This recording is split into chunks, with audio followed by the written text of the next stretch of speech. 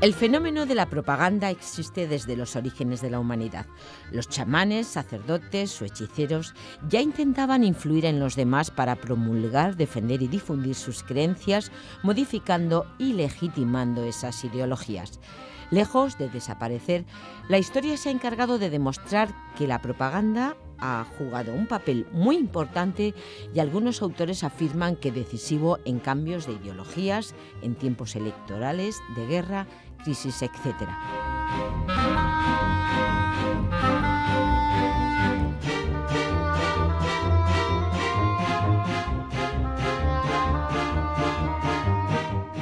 La historia de la propaganda se remonta a tiempos de Roma, época de la que data la obra del escritor Tito Livio, en la que busca la adhesión a esta ciudad.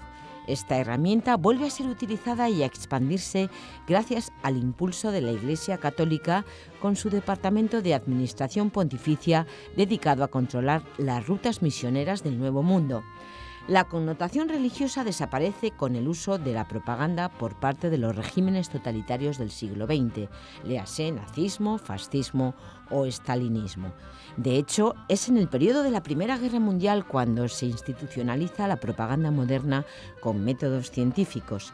El periodista Walter Lippmann y el psicólogo Edward Bernays, sobrino de Sigmund Freud, fueron los responsables de orquestar la primera campaña antialemana en Estados Unidos para que el pueblo diese su visto bueno a la entrada de este país en la contienda. El éxito demostró el potencial de la herramienta como medio de control de la opinión pública, una experiencia que volvieron a poner en práctica los siguientes gobiernos estadounidenses y de la que aprendieron otros países durante la Segunda Guerra Mundial. En esta ocasión, la propaganda se convierte en la principal arma de guerra en el terreno de batalla, tanto para la Alemania nazi como para Gran Bretaña.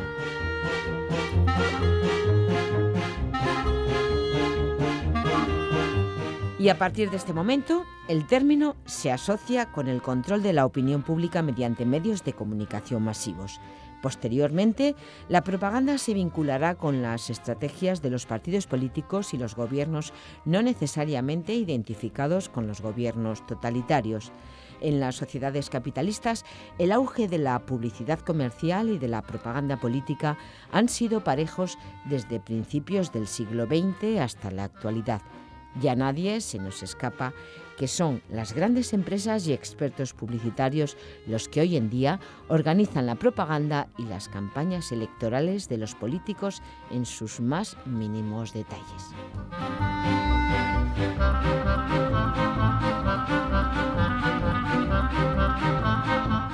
Hoy en Sin Distancias recorremos, por supuesto, la historia de la propaganda, su origen, cómo ha evolucionado y las estrategias utilizadas en las distintas épocas de la historia.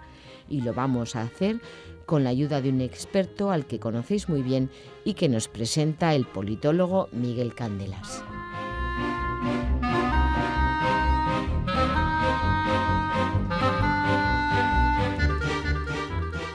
Hola, muy buenos días. Estamos aquí nuevamente en los estudios de Radio UNED para realizar un nuevo programa sobre ciencia política y en esta ocasión vamos a abordar un fenómeno que es vital en el campo de la ciencia política, que es el fenómeno de la propaganda. ¿Por qué es importante hablar de la propaganda? Porque se trata de un fenómeno que constituye uno de los dos pilares esenciales sobre los que descansa el poder.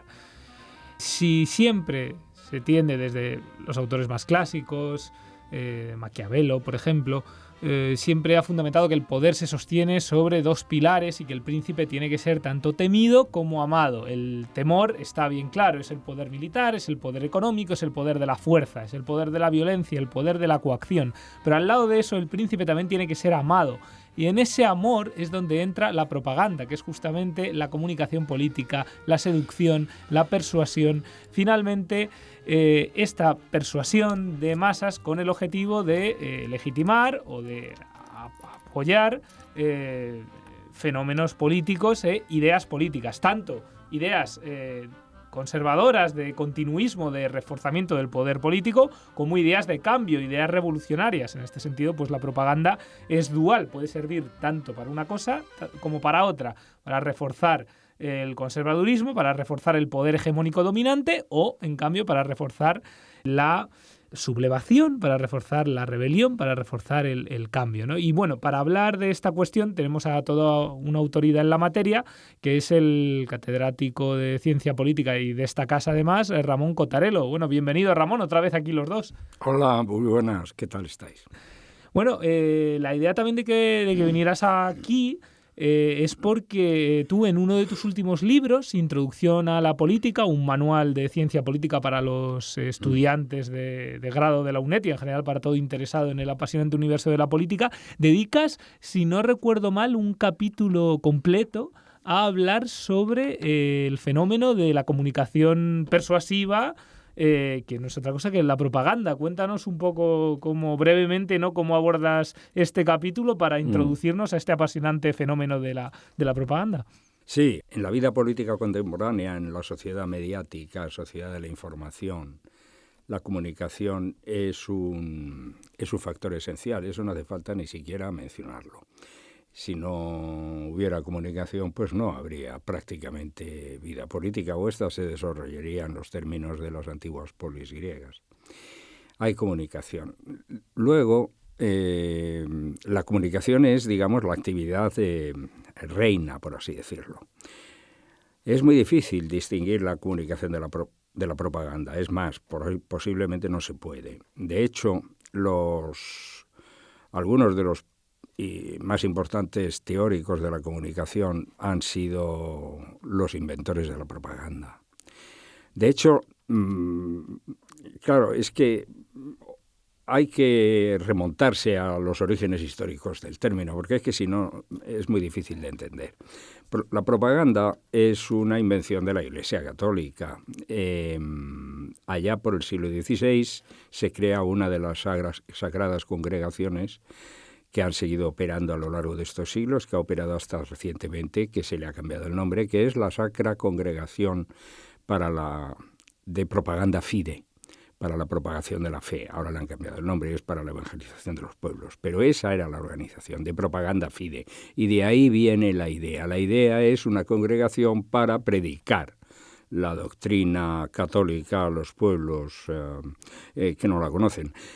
Y el carácter que toma luego cuando se separa del ámbito eclesiástico para entrar en el ámbito civil, que es básicamente a partir del siglo XIX, pues ya le da su definitiva fisonomía. De forma que tenemos propaganda incluso como actividad dedicada a convencer a las colectividades, utilizando cualesquiera medios, que eso es lo que le da ese mal tono a la propaganda. Tenemos esa propaganda desde el siglo XIX, desde antes de que entrara la comunicación. En realidad, cabe decir que cuando los autores se dan cuenta, y luego hablamos si quieres de los autores, se dan cuenta de que la enorme fuerza que tiene la propaganda es cuando ésta pasa a ser objeto de estudio en las academias, en las universidades, objeto de estudio serio y científico. Claro, entonces no se puede seguir llamando propaganda. No se puede decir, mire, yo soy un especialista en propaganda, porque la gente se acaba creyendo que eres un propagandista. De forma que entonces aparece el término comunicación. Pero prácticamente es muy difícil distinguir en un principio comunicación de propaganda. Sí, hay autores, de hecho, a raíz de lo que estabas comentando, ¿no?, que mencionan que comunicación política, marketing político no son otra cosa en el fondo que neologismos. Hay otros autores que no, otros sí, digamos, más posmodernos, que señalan que son nuevas formas de comunicación en teoría menos persuasivas y más benévolas. Pero hay otros autores, sin embargo, que señalan que no, que realmente simplemente es un cambio de nomenclatura, pero que hace, en el fondo está haciendo referencia a una misma realidad, que es la persuasión de masas. Tú me da la impresión que estás más en esta segunda visión, ¿no?, más oscura, entre comillas, ¿no? Sí y no, porque, claro, los sistemas políticos contemporáneos no por casualidad han acabado siendo todos prácticamente democracias. Prácticamente sobra incluso, porque la democracia es el único sistema político que tiene legitimidad hoy día o al que se le reconoce legitimidad hoy día. Prácticamente nadie sale defendiendo la dictadura o formas autocráticas de organización política. Claro, la democracia es sobre todo un régimen de opinión. La democracia es un régimen donde las decisiones las toma la mayoría mediante deliberación. En consecuencia, la comunicación es un factor esencial en los sistemas democráticos. Claro, a partir de esta consideración, supongo que uno tiene que plantearse cuáles son los factores éticos y los factores morales que subyacen a todo intento de comunicación. Es decir, la actividad política es básicamente comunicativa, porque lo que no es comunicativo es ya prácticamente pasar a la guerra. Como eso no lo quiere nadie, nos mantenemos en un sistema de comunicación. Por lo tanto, la comunicación es esencial, son los nervios del gobierno, en realidad son los nervios de nuestras organizaciones políticas. Pero claro, como tú decías al principio, se puede prestar para unas cosas o para otras, para fines buenos o malos. Y aquí es donde entra esta consideración como campo de estudio. Siguen sin ser distinguibles, porque mucha de la actividad que pasa por comunicación en realidad es pura propaganda. Y mucho de las cuestiones que pasan por propaganda prácticamente no es nada. Basta con pensar que los grandes ejercicios de comunicación se realizan en las campañas electorales, que es cuando los partidos tratan de conseguir el voto de los ciudadanos. De forma que, en principio, siguen sin ser distinguibles. Lo único que diferencia a un propagandista de un especialista en comunicación es su integridad ética, si se quiere, su decisión de qué tipo de causas está defendiendo, pero nada más. Un apunte, y que son indistinguibles se nota en que en realidad los primeros momentos de estudio de la propaganda y actividades conexas, finales del siglo XIX, primeros de XX y sobre todo en torno a la Primera Guerra Mundial, hay varias actividades que son cultivadas por la misma gente y cuyas fronteras son muy difíciles de distinguir. Por ejemplo, las relaciones públicas. ¿Qué son las relaciones públicas? ¿Desde cuándo hay relaciones públicas? Los estudios de opinión.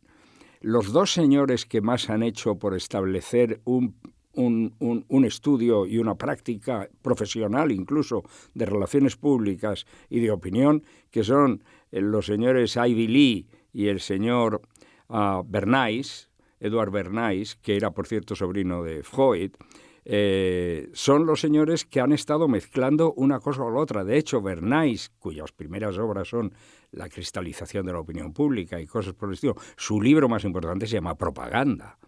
Él no decía que hacía propaganda, decía que hacía relaciones públicas, pero su libro se llama Propaganda. Y de hecho, si se le recuerda hoy, que se le recuerda, porque era un tipo pintoresco, andaba, como era sobrino de Freud, por dos partes, por vía materna y por vía paterna, pues tiraba del prestigio del maestro para justificar su actividad, ¿no? Y se le conoce por muchas razones, era un hombre muy meritorio por muchos conceptos. Uno de ellos, por ejemplo, es haber contribuido al derrocamiento del gobierno democrático de Jacobo Arbenz en Guatemala en 1956, porque él, en condición de especialista en relaciones públicas y opinión pública, estaba al servicio de la United Fruit Company, le hacía la campaña a la United Fruit Company, y parte de esa campaña, cuando entró el gobierno de izquierdas de Jacobo Arbenz en el país, fue derrocarlo acusándolo de comunista. Claro, si yo pongo en marcha una campaña de publicidad atacándote de comunista, siendo esto falso, pues, ¿qué es lo que estoy haciendo? ¿Comunicación o propaganda? Evidentemente, la frontera es claramente difusa. Tú comentabas, fíjate, esa anécdota, ¿no?, de ese episodio de 1954, ¿no?, con el derrocamiento de Jacobo Arbenz, pero yo pensaba incluso en uno anterior y hasta era el 54, creí que era el 56. 54 o 56, sí, 54, bueno, pues 56, es anterior a la Revolución Cubana, desde luego. Sí, pero yo pensaba en un episodio incluso anterior, que aún no en época de Bernays, evidentemente, pero que a nosotros nos toca, digamos, como españoles, que fue de las primeras grandes campañas de propaganda moderna que fue justamente la justificación desde Estados Unidos para emprender la guerra contra España por las últimas posesiones del imperio, ¿no? De Cuba, Puerto Rico, Filipinas. Hubo ahí toda una campaña utilizando los nuevos medios de comunicación producto del descubrimiento de la Segunda Revolución Industrial, ¿no? El telégrafo, en fin. Ya el cine acababa de comenzar, ¿no? De hecho, algunos de los primeros filmes que se hicieron tenían función propagandística en el contexto de esta guerra, ¿no? 1898, ¿no? Fue pionera, ¿no? En ese aspecto. Desde luego, se estudia en las facultades de periodismo y en las de políticas y en general en todas partes. La prensa popular, la que movía pues ese tipo de periodismo, ¿no? Se hizo eco de los sectores más belicistas de los Estados Unidos que pugnaban por expulsar a España del hemisferio, del continente americano, y además por expandirse imperialmente, y realizaron una campaña de propaganda verdaderamente ejemplar, hasta el punto de que hoy día ya todo el mundo reconoce que la voladura del Maine fue obra de ellos, fue obra de los propios estadounidenses para poder después acusar a los españoles y tener un casus belli. Pero hay un caso que en este episodio precisamente, que anecdótico, pero que es muy significativo. William Randolph Hearst, que es el patriarca del imperio de los medios norteamericanos, pues era muy amigo de Roosevelt. Y, por lo tanto, muy intervencionista y muy partidario de la guerra con España por Cuba, ¿no? Y envió a Cuba a un gran, por entonces ya afamado pintor y dibujante norteamericano que se llamaba Remington. Y lo envió allí y le dijo: mira, tú me vas enviando dibujos, me vas enviando escenas de las barbaridades de los españoles en Cuba. Entonces el otro llegó a Cuba, se paseó por Cuba, estuvo por todas partes y no vio barbaridad ninguna. De forma que un día le telegrafió a Hearst y le dijo: mira, aquí no pasa nada, así que como no sucede nada, pido permiso para volverme a casa. Y el otro le contesta con un telegrama que dice: mira, tú pon los dibujos que yo pondré la guerra. Pues esa era la función. La función era buscar una causa y efectivamente una campaña de publicidad tremenda. De hecho, los siguientes que ¿cómo se dice esto?, imitan este comportamiento son los combatientes de la Primera Guerra Mundial. Y quien es absoluto maestro es Lenin, precisamente. No hace mucho se celebraba el 99 aniversario, creo recordar, de la Revolución Bolchevique, que es toda ella, de principio al final, un acto de propaganda. Hay una, de hecho, ahora que mencionas totalmente a Lenin, ¿no? Y bueno, anteriormente a la Primera Guerra Mundial es atrocity propaganda, ¿no? Pero yendo a Lenin y a las aportaciones teóricas en este aspecto que hicieron los bolcheviques, por ejemplo, por ir al aspecto teórico, ¿no? Jacques Ellul, un autor francés, en uno de sus libros más importantes, que es Histoire de la propagande, ¿no? En el que analiza un poco toda la evolución de la propaganda, señala cómo Lenin y antes Plejánov también, ¿no?, hicieron una distinción muy importante a nivel teórico, ¿no?, que sienta un poco las bases de las dos corrientes de la propaganda, que es, por un lado, la propaganda de agitación y luego, por otro lado, la propaganda de integración.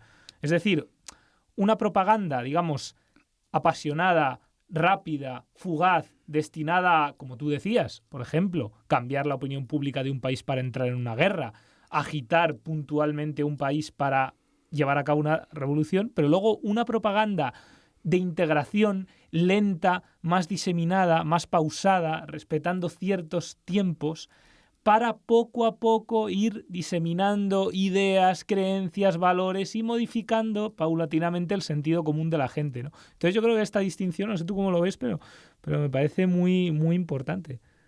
Sí, por supuesto, claro. Lo tienes incluso en los estudios de comunicación, que abominan del término propaganda, porque claro, los comunicólogos, en cuanto les tocan la propaganda, les desmerecen su oficio y claro, son muy celosos de eso y tienen razón porque su oficio es muy noble, ¿no? Comunicar, contribuir a a la dilucidación de las decisiones colectivas mediante el debate, solo se puede hacer a través de la comunicación, y eso verdaderamente es algo extraordinario. Pero precisamente porque es extraordinario tiene ese peligro, el peligro de incurrir en la propaganda. Damos por supuesto que todos los que participan en un debate, estamos hartos de ver debates en la televisión, antes lo hablábamos con una muy ilustre colega acerca de la calidad de los debates que se dan, y estamos todos al cabo de la calle de que uno tiene que suponer que todos los que debaten actúan de buena fe.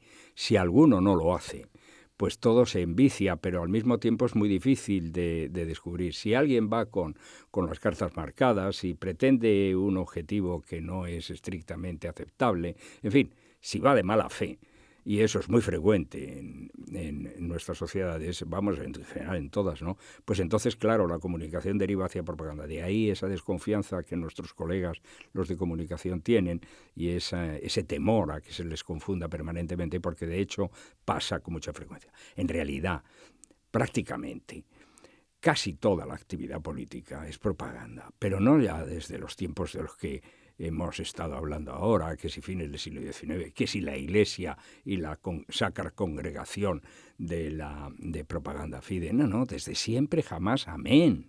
Desde siempre jamás amén. El poder político ha tratado de legitimarse a través de la fabricación de unas narraciones, de unas fábulas que son alimentadas por intelectuales, poetas, que están al servicio del poder y que lo que hacen es propaganda. Yo tengo una imagen clavadísima, que además es una metáfora perfecta. La Eneida es una obra de la literatura universal, grandiosa, inigualable, y al mismo tiempo es un puro ejercicio de propaganda para alabar y halagar el poder del emperador Augusto.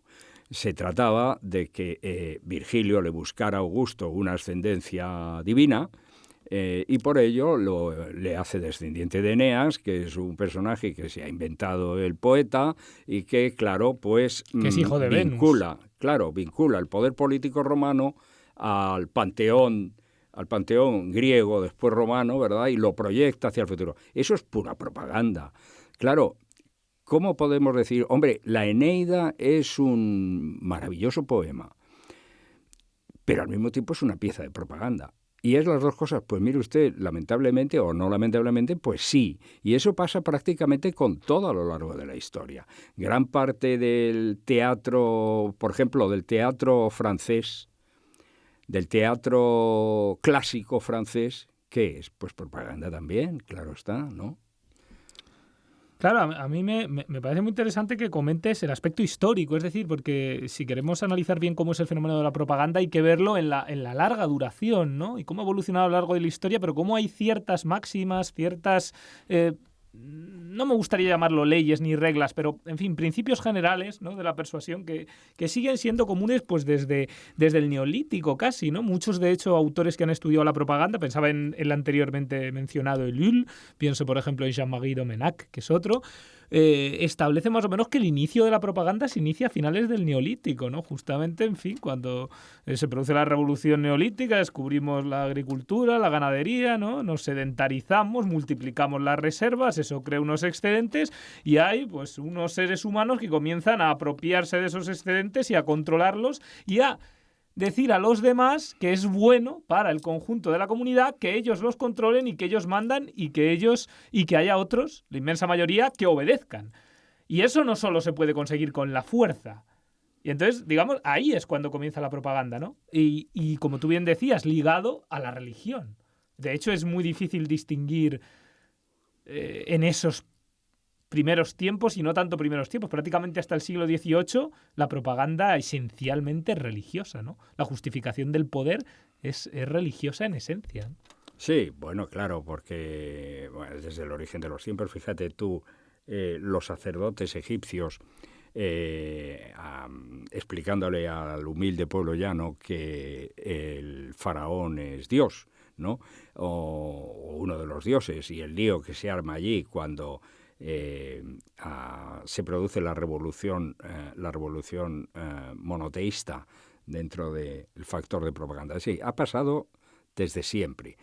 en realidad el poder político, incluso esa distinción que hacíamos al principio, que es la que hoy día, porque en realidad los estudios de propaganda han avanzado muy poco. Hemos avanzado mucho en las técnicas. Tenemos técnicas de persuasión tremendamente sutiles y muy poderosas. Pero básicamente todas hacen tienen los mismos objetivos y la misma utilidad que han tenido siempre. Es decir, el análisis de la propaganda prácticamente no se mueve. Esa distinción que hacías tú antes muy bien y que es correctísima, es la básica. El ejercicio del poder se hace a través de la fuerza y de la convicción. La parte de la convicción es esencial hasta el punto de que la revolución burguesa descansa sobre el hecho de decir no hay más poder legítimo que el que descansa sobre el consentimiento de los ciudadanos. Pues bueno, entonces resulta que, claro, el mecanismo para conseguir el consentimiento de los ciudadanos resulta ser básico. Pero tiene que estar siempre respaldado por la fuerza, porque si no, no... Aquí el discurso de Locke y de Hobbes, siendo como son dos discursos tan distintos y tan antagónicos, tiene un elemento en común. Los dos, suscribirían la afirmación de Hobbes de que, mire usted, pactos sin espadas son meras palabras. Es decir, las palabras son muy importantes, desde luego, pero detrás tienen que tener las espadas. Pero dicho eso, fíjate hasta qué punto están involucradas las dos cosas, que siendo así, que los mecanismos de convicción para conseguir el asentimiento voluntariamente, es decir, la propaganda y la comunicación, son esenciales, todavía lo son más porque uno de sus efectos es precisamente justificar la violencia, justificar y amparar la violencia. No me refiero solamente al hecho, por lo demás evidente, de que todas las actividades relacionadas con la guerra, la conquista y la fuerza han sido tradicionalmente glorificadas por la literatura y las artes. Hay que recordar que las primeras manifestaciones poéticas de los pueblos se llaman cantares de gestas y lo que hacen es glorificar masacres, conquistas, mortandades. Claro, entonces, aparte de eso, que ya está en su haber, luego hay también una muy sutil actividad de justificación de la actividad de la violencia que lleva a extremos inenarrables. Por ejemplo, terminada la Segunda Guerra Mundial, ¿qué fueron los juicios de Nuremberg? ¿Un acto de justicia o un acto de propaganda? ¿O ambas cosas? Claro, digo yo. Es decir, tú coronas el esfuerzo militar, coronas una guerra que ha sido la más destructiva que habían conocido los países hasta la fecha, con un proceso judicial, donde lo que estás es jugando entre el bien y el mal, la justicia y la injusticia, pero ese proceso judicial es el que hacen los vencedores a los vencidos. Es verdad que es judicial, es verdad que hablan unos jueces, es verdad que se ajustan a unos procedimientos, pero la base misma del hecho de terminar una guerra no colgando y ejecutando a los vencidos y sometiéndolos a esclavitud, como hacían los griegos con los troyanos, sino presentándolos ante un tribunal de justicia a los vencidos, eso es probablemente un avance ético y moral de la humanidad, sin duda alguna, y al mismo tiempo un enorme aparato de propaganda. Sí, se juzgó a todos los gerifaltes nazis por genocidio, se les condenó, también a los generales japoneses, pero a nadie se le ocurriría pensar en que Truman, por lanzar la bomba atómica, hubiera sido siquiera juzgado, ¿no? Eso claro. Demuestra realmente que, claro, es una cuestión de vencedores y vencidos. Claro, pero no solo es eso, esa es la enorme habilidad del asunto, no solo es eso. Si tú preguntas, probablemente muchísima gente suscribirá de buen corazón y con suficientes razones que efectivamente, más que acometer una labor de exterminio de los vencidos, de sojuzgamiento, de esclavización, etcétera, pues es más civilizado, más humano y más correcto someter a estos a los tribunales de justicia, sin duda alguna. Y eso probablemente lo suscriben incluso los vencidos.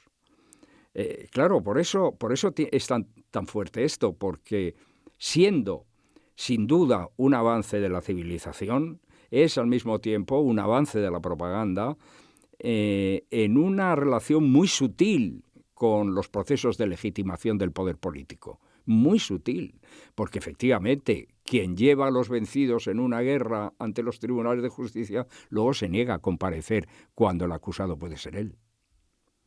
No está claro, y además esta identificación también entre la propaganda en última instancia y la guerra, como tú bien hacías, es clarísimo. Yo pensaba, los primeros ejemplos de propaganda, cuando lo mencionabas antes, estaba pensando en la cabeza en ejemplos, y es verdad que son clarísimos, no sé, desde el poema de Gilgamesh, pienso por ejemplo, en Jenofonte, cuando escribe la Anábasis, ¿no? Y luego lo utiliza para hacer política en Atenas, la guerra de las Galias de Julio César, ¿no? Como lo enviaba en fascículos a Roma y luego lo utilizaba políticamente allí para cuestiones políticas. Y luego Hombre, recuerda que Julio César en sus dos libros fundamentales, La guerra de las Galias y la guerra civil, habla de sí mismo en tercera persona. Sí. ¿No? Es un ejercicio magistral, ¿no? Sí. En ese sentido, ¿no? Y por eso luego otros historiadores romanos incluso legitimaron, digamos, que las supuestas verdades que podía haber allí, ¿no? Pero fue un ejercicio magistral de acuerdo con el nivel de los medios. Claro, tú has tocado luego otro aspecto que es importante.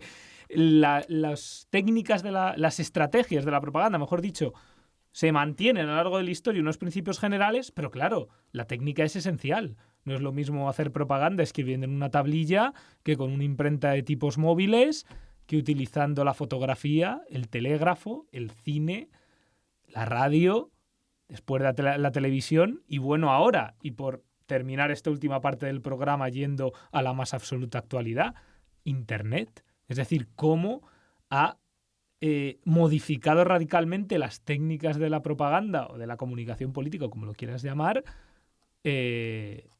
esta nueva sociedad de las tecnologías de la comunicación y de la información, ¿no? Internet en ese sentido ha revolucionado muchísimos aspectos, sin alterar, yo creo, las estrategias esas perennes que continúan a lo largo de la historia, ¿no? Esas reglas que decía Jean-Marie Domenach de la simplificación, crear un enemigo único, la transfusión, la unanimidad.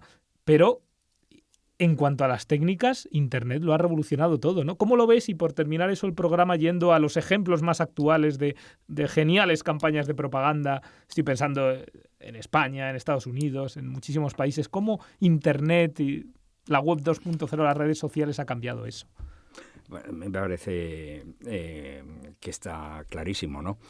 Aunque yo me esperaría un poco más hasta ver cómo el conjunto de la población, porque todavía hay una brecha digital muy fuerte, pero hasta que el conjunto de la población se haya, por así decirlo, internetizado y se haya hecho universal. Me esperaré un poco antes de empezar también a soltar sapos y culebras como hace Mozorov en sus, por lo demás, brillantísimos libros, demostrando a la gente que estamos siendo objetos de un espejismo y que Internet no introduce ninguna variación ni nada, y que estamos siendo, en cierto modo, abducidos por una ilusión y una falsedad. Antes de eso me esperaría un poco, pero desde luego hay pruebas suficientes. Una de los factores más llamativos, me parece a mí, es que Internet posibilita la simultaneidad de los acontecimientos, es decir, los acontecimientos son transmitidos en tiempo real, con una mezcla de texto e imagen que es potentísima, porque, claro, llamamos Internet o ciberespacio a una articulación en que Internet es, por así decirlo, el elemento que está cohesionando todos los medios de comunicación al alcance. Y esto quiere decir que en muy buena medida estamos a punto incluso de hacer verdad la globalización como universalización de la comunicación en el mundo, salvando incluso las barreras lingüísticas. Y pongo un ejemplo.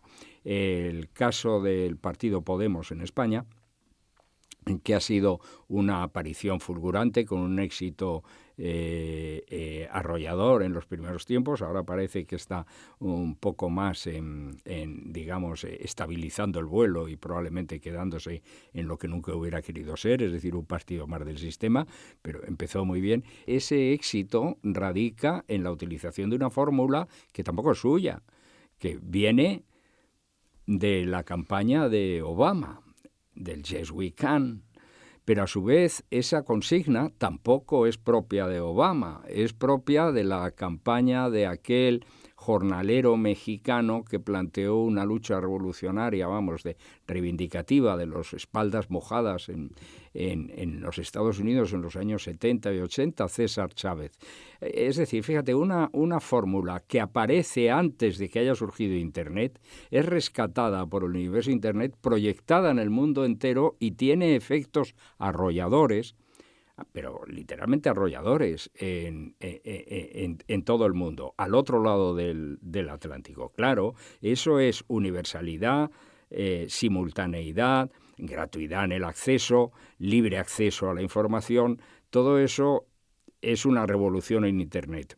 Lo que sucede es que sospecho que estamos muy lejos todavía de calibrar su verdadero alcance, que es mucho más profundo de lo que parece. Una distinción muy clara que es propaganda vertical y propaganda horizontal. También la hace Jacques Ellul en el libro que citaba antes. Internet, por terminar con esto, ¿de verdad está permitiendo que veamos eso que antes parecía una quimera, que era una propaganda horizontal, es decir, llevado desde abajo, por así decirlo, hacia arriba, y no solo desde arriba hacia abajo, como era la clásica propaganda vertical de la aguja hipodérmica, no la bala, lo que decían los funcionalistas como Edward Bernays, ¿no? ¿De verdad está posibilitando eso, al margen, digamos, de la revolución en las técnicas, que se pueda construir una propaganda desde aquellos que no, y en lenguaje marxista se podría decir, ¿no?, aquellos que no tienen los medios de producción? Sí, no sé, es que, claro, si ya no se trata de que desde una posición minoritaria se influya en el comportamiento de las masas, sino de cuál es el comportamiento de las propias masas, a lo mejor ya no tenemos que estar hablando de propaganda, no lo sé, pero en todo caso, eso apunta a un fenómeno que por eso digo que estamos lejos de ver el resultado final que todavía nos espera. Es lo que llamamos política 2.0. Esto es, Internet es un medio en el que el mecanismo de comunicación se multiplica extraordinariamente y rompe las jerarquías establecidas. No se trata de que unos señores fabriquen la información y otros la consuman, sino que los que consumen la información también la fabrican. Y quienes ponen en marcha a asuntos controvertidos para el debate público, tienen que esperarse no solo una recepción pasiva que pueden después canalizar, como venía siendo costumbre, durante siglos, hablando de participación popular, permitiendo que la gente, por ejemplo, escriba cartas al director en el periódico, que es la imagen más pobre y, sin embargo, más significativa que a mí se me ocurre. Ahora ya nadie depende de poder escribir una carta al director de un periódico que tenga la gentileza de publicártela y que allí haya 3 señores diciendo no.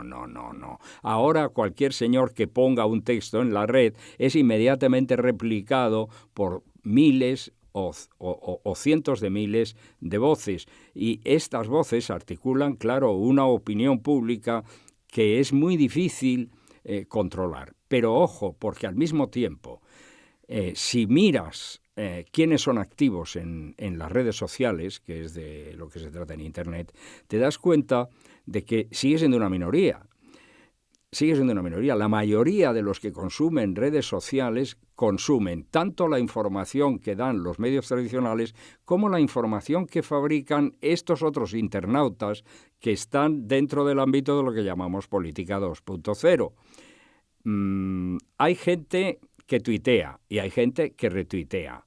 Por cada señor que tuitea puede haber 1000 que retuiteen, y esos 1000 siguen siendo el objeto de la propaganda, el target de la propaganda. Y, por lo tanto, aunque parece horizontal, sigue siendo vertical.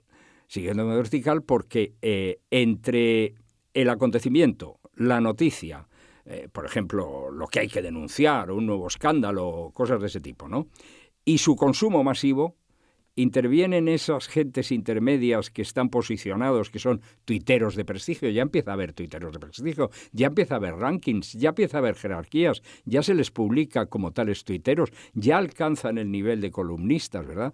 Tuiteros de prestigio. ¿Y el modelo cuál es? Pues fíjate, es muy curioso, estamos rompiendo barreras y al mismo tiempo este es el régimen de comunicación de la época de las guerras de religión, cuando se decía: si hay un gobierno tiránico, corresponde a, digamos, reverdecer un derecho de resistencia que tiene la masa, que tiene el pueblo. Pero ese derecho de resistencia solo se puede articular a través de unos cuerpos intermedios, que son los que determinan cuándo el tirano debe ser atacado, criticado y cuándo el pueblo debe alzarse. Y esto es lo que sigue pasando. Pues bueno, Ramón, yo creo que la verdad es que es un tema apasionante que es que yo creo que podríamos estar hablando sobre la propaganda, en fin, días, meses y años. Y haciendo propaganda, por cierto. Y haciendo propaganda, evidentemente. Tú creo que en tu libro dices, la política es tanto el arte como la ciencia. En el fondo con la propaganda pasa un poco lo mismo, lo que decías. Hay estudiosos de la comunicación política, pero luego hay actores de la comunicación política y en muchos casos es que son la misma persona. Claro. Porque, claro, es una actividad a la vez teórica y a la vez práctica. Yo me quedo por sintetizar y al despedir el programa, con 4 cosas esenciales que has dicho, ¿no? Un mensaje, por un lado, optimista sobre lo que estamos viendo ahora, la revolución tecnológica, pero por otro lado también escéptico. La propaganda como un fenómeno con unas estrategias perennes e inmutables que se mantienen a lo largo de la historia, pero al mismo tiempo con unas tácticas que la tecnología y los cambios políticos provocan que se modifiquen y se revolucionen absolutamente. Una propaganda que nace íntimamente ligada a la religión como legitimadora del poder político, o como tú decías, de la posibilidad de usurpar el poder político, pero que en la modernidad quiere, como diría el historiador Antonio Lorza, con transferencias de sacralidad, ciertos elementos religiosos se diluyen en la esfera laica y dan lugar a una propaganda hoy en día secular, pero que en última instancia recurre en mucha instancia, tú también lo comentabas, a mitos, ¿no? Y a esos relatos fabulosos en última instancia, capaces de conmovernos y en última instancia, como yo digo, en fin, si el poder descansa sobre estos 2 pilares, sobre la espada, la fuerza y la persuasión y la coacción del dios Marte, también depende en última instancia de los embrujos y de los hechizos de la diosa Venus. Y aquí es evidentemente donde la propaganda, las sociedades van a cambiar mucho, pero la propaganda, se llame comunicación política, se llame marketing político, se llame como se quiera que se llame, va a continuar siendo un elemento esencial de la vida política de las sociedades humanas. Así que con esto nos despedimos y de verdad, Ramón, muchísimas gracias por haber estado aquí. Ha sido un placer. Si quieres despedir con una última idea, todo tuyo, la última intervención. Simplemente coronar tu Parlamento final, que suscribo por entero, con un recuerdo. Marte y Venus tuvieron una hija que se llamó Armonía. No deja de tener gracia. Pues la verdad es que es absolutamente ejemplificador. Bueno, Ramón, muchísimas gracias por haber estado aquí con nosotros. Gracias a vosotros y a la Universidad en pleno.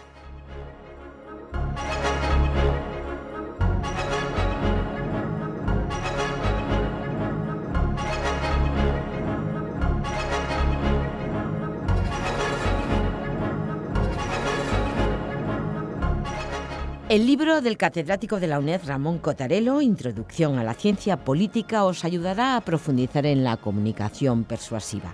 Una obra publicada recientemente por la editorial Tirant lo Blanche que os recomendamos. El politólogo Miguel Candelas ha realizado esta entrevista en la que hemos querido hacer un recorrido por la historia de la propaganda, cuál fue su origen, evolución y las estrategias que ha utilizado en distintas épocas.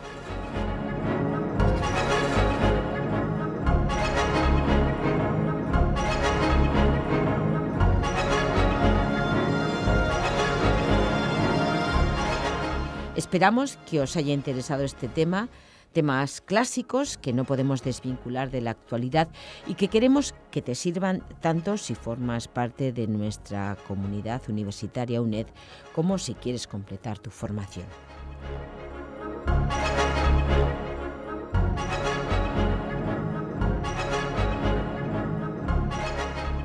Mañana volvemos a encontrarnos dentro de este tiempo que la UNED os dedica en Radio 3 y, si así lo prefieres, desde nuestro canal multimedia o en YouTube Radio. Nuestro canal multimedia, no lo olvides, canal.uned.es. Gracias por elegirnos.